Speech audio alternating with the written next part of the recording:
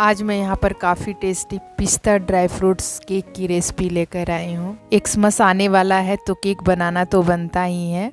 और यह जो पिस्ता ड्राई फ्रूट्स केक की रेसिपी जो है वो बहुत ही टेस्टी और बहुत ही डिफरेंट फ्लेवर का बनकर तैयार होता है। तो हेलो दोस्तों, गुगली किचन में आप सभी का स्वागत है। तो चलिए आज हम इस पिस्ता केक की रेसिपी को बनाना शुरू करते हैं।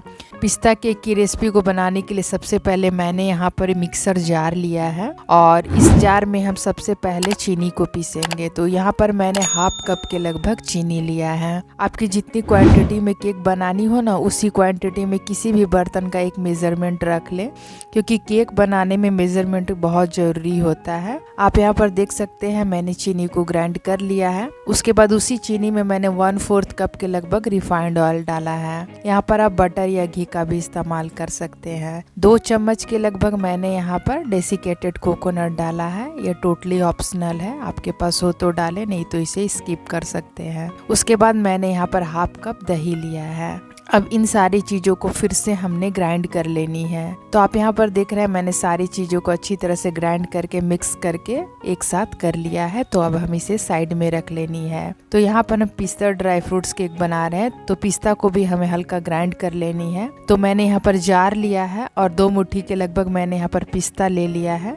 तो इसे भी हमें ग्राइंड करके पहले साइड में रख लेनी है। उसके बाद यह जो केक बनेगी वो गैस पर बनेगी। तो मैंने गैस का फ्लेम ऑन कर लिया है और उस पर कढ़ाई रख दिया है, ताकि कढ़ाई भी हमारा गर्म होकर तैयार हो जाए। उसके बाद मैंने यहाँ पर एक मिक्सिंग बाउल लिया है और उसके ऊपर मैंने छन्ना रख दिया है। अब छन्ने में मैंने 1 कप के लगभग मैदा लिया है। इस केक की रेसिपी को आप आटे के साथ भी बना सकते हैं, लेकिन मैंने मैदा का ही इस्तेमाल किया है। उसके बाद हमें क्या करनी है, इसमें बेकिंग पाउडर और बेकिंग सोडा डालनी है। तो यहाँ पर हमने ड्राई इंग्रेडिएंट तैयार करनी है, तो इसलिए हमें सारी चीज़ों को यहीं पर मिला लेना है। तो यहाँ पर मैंने 1 छोटी चम्मच मैंने यहाँ पर बेकिंग पाउडर डाला है और आधी छोटी चम्मच मैंने यहाँ पर बेकिंग सोडा का इस्तेमाल किया है। उसके बाद हमें 1 बड़ी चम्मच मैंने यहाँ पर कस्टर्ड पाउडर का इस्तेमाल किया है, ताकि इससे इसका फ्लेवर और अच्छा आए। कस्टर्ड पाउडर हो तो डालें, नहीं तो आप इसे भी स्किप कर सकते हैं। सारी चीज़ों को अच्छी तरह से हमें छान लेनी है। छानने से हमारा केक जो होता है वो बहुत अच्छा सा फ्लफी बनता है।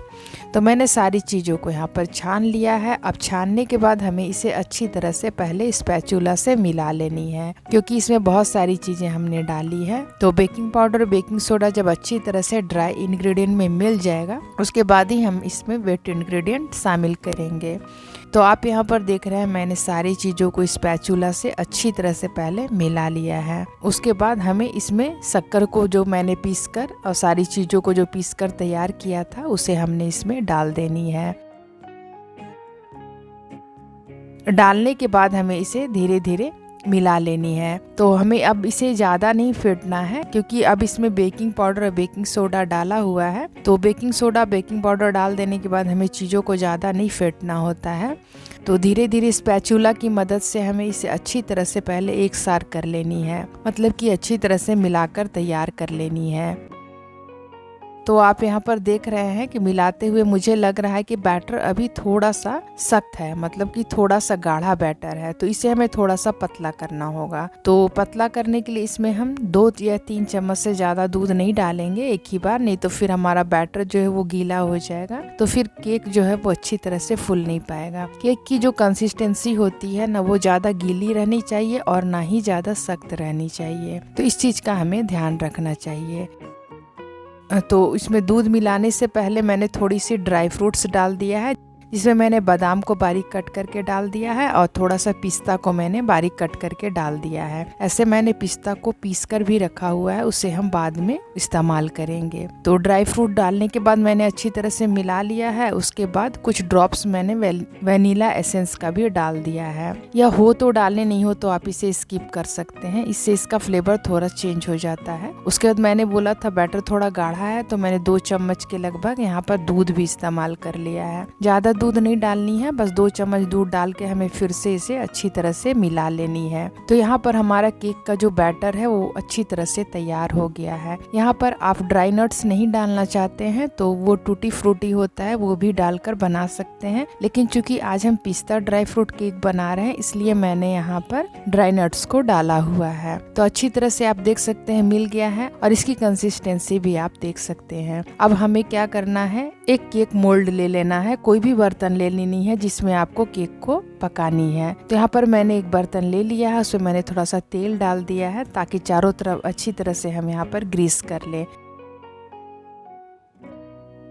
और इसके ऊपर हम बटर पेपर को डाल देंगे। तो बटर पेपर मैंने काट कर रखा था जिसे मैंने इसके अंदर डाल दिया है। अब हमें क्या करनी है, केक वाले जो बैटर है उसे अब हम डायरेक्टली डाल देंगे। अब हम ज़्यादा देर नहीं करेंगे क्योंकि ऐसे ही हमें काफ़ी देर हो गया है। हमें केक को सानने से पहले ही इसके मोल्ड को तैयार करके रख लेनी होती है, लेकिन मैंने नहीं तैयार किया था इसीलिए थोड़ा जल्दी मैं कर रही हूँ। उसके बाद केक के ऊपर मैंने एक मोटा वाला जो छन्नी आता है उसे रख दिया है और उसके ऊपर जो मैंने पिस्ते को हल्का ग्राइंड करके रखा था उस पिस्ते को मैंने यहाँ पर ले आया है। जाली की मदद से यदि हम पिस्ते को डालते हैं तो बहुत अच्छी तरह से यह फैल कर तैयार होता है, और हाथों से डालेंगे तो कहीं जहीं होगा और कहीं जहीं यह बच जाएगा। तो इसलिए मैंने जाली की मदद से पिस्ते को अच्छी तरह से स्प्रेड कर दिया है। तो आप देख सकते हैं कितना प्यारा सा स्प्रेड हो गया है। और उसके ऊपर मैंने फिर से कटा हुआ पिस्ता भी डाल दिया है क्योंकि यह पिस्ता केक है तो पिस्ता हमें यहाँ थोड़ा सा ज़्यादा डालना ही है।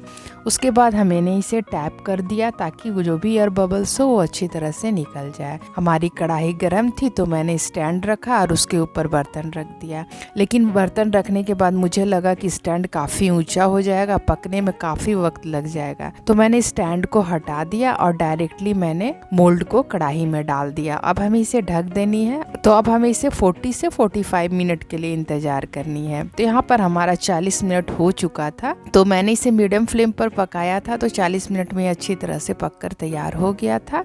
तो मैंने इसे कांटा डालकर देखा तो ये अच्छी तरह से पक गया था, चिपका उपका बिल्कुल भी नहीं था। तो मैंने इसे कढ़ाई से निकाल लिया। आप चाहते हैं तो इसे माइक्रोवेव में भी कर सकते हैं, लेकिन कढ़ाई में बहुत इजीली पक जाता है केक। बिना माइक्रोवेव के भी हम केक को आराम से बना सकते हैं।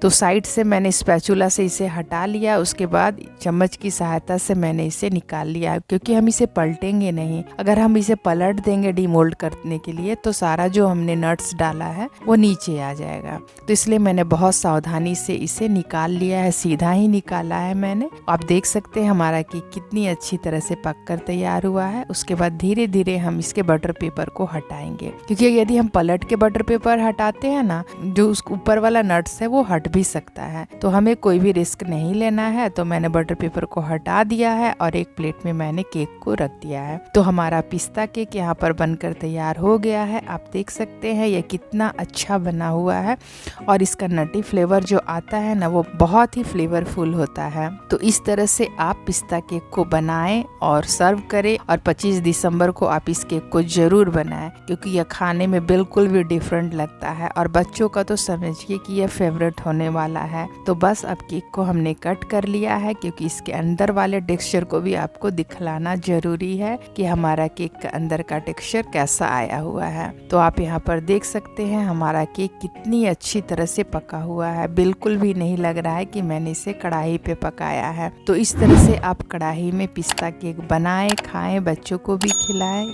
तो यदि मेरी पिस्ता केक की रेसिपी यदि आपको पसंद आए तो प्लीज़ मेरे वीडियो को लाइक कर दे, मेरे चैनल को सब्सक्राइब कर दे, और ये रेसिपी कैसी लगी यह मुझे कमेंट बॉक्स पर ज़रूर बताएं। आज के लिए बस इतना ही, अगली वीडियो में फिर मुलाकात होगी। तब तक के लिए good bye and take care.